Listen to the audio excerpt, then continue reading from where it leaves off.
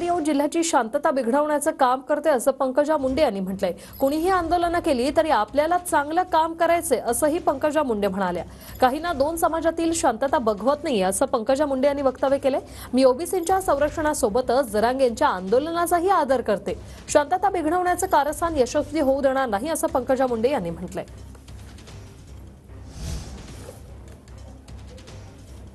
कोणीतरी हे कारस्थान करते, कुणाला तरी ह्या समाजांमधलं सौख्य, समाजांमधली एकजीवता ही सहन होत नाही आणि असं कारस्थान करणाऱ्यांना आपण हे कारस्थान यशस्वी होऊ द्यायचं नाही।